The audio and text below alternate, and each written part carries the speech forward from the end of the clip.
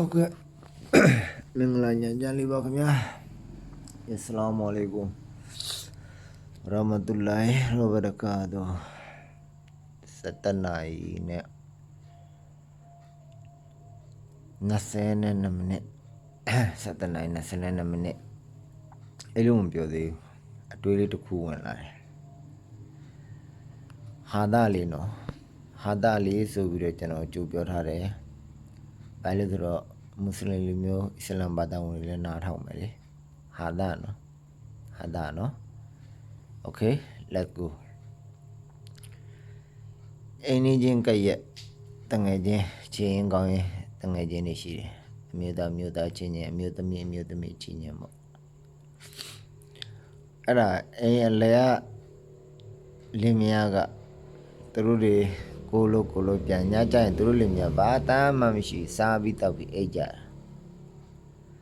ဘဝချီရင်ကောင်းရင်အိမ်ကသူတို့လင်မြညကြရင်ယောက်ျားတော့မဟုတ်ပါဘူးမိန်းမကတော့မမြဩတယ်နေအိမ်လုံးဟိုဘက်ကမိန်းမလဲဩတယ်ဒီဘက်ကမိန်းမလဲဩတယ်အဲ့တနေ့ကျတော့သူတို့တငယ်ချင်းတွေ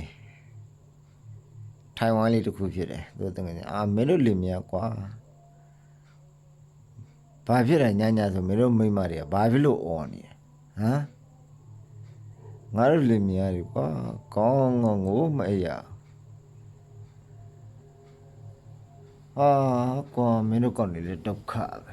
အေးဟဲ့တကယ်ချင်းငါတို့လင်မယားဟိုတင်းဟောပြုလို့ငါမိမអော်တယ်အဲ့ဒါကြောင့်လားမသိပါဘူးကွာမင်းတို့လင်မယားဘာတွေဖြစ်နေလဲဆိုပြီးတော့ပေါ့အဲ့ဒါနဲ့ကျွန်တော်ပြန်ပြောပြတယ်မင်းတို့ကလည်းကွာလို့ဘာဖြစ်လို့ဘယ်လောက်ထိလောက်ရတာလဲပေါ့ငါတော့ဘာမှမလုပ်ပါဘူးဖြည်းပါပဲကွာတကယ်ကြီးသူတို့ကသူတို့អော်ခြင်းလို့អော်နေမင်းတို့လည်းမြင်ကြဘာအသားမှမကြပါလားမင်းတို့ကလည်းကွာငါတို့မိမတွေអော်ခြင်းတော့မရပါဘူးကွာမင်းတို့ကလည်းဘာလဲကွာမင်းစကားကြီးအေးဟဲ့မထားဆယ်ကော်လီတပတ်ကြာဟာလားအဲ့ဒါဆရာကြီးတွေပေါ့ဟာလားဟဲ့ငါနာမည်မုတ်စိတ်ကွာငါနာမည်မုတ်စိတ်မသိမချင်းမထားဆယ်ကော်လီတပတ်ကြာလောက်ရတော့တနာတယ်ဟဲ့ပေါက်တယ်နော်ဟဲ့နေပေါက်တယ်နော်ဟာသာလေးပါခင်ဗျာဟာသာလေးပါ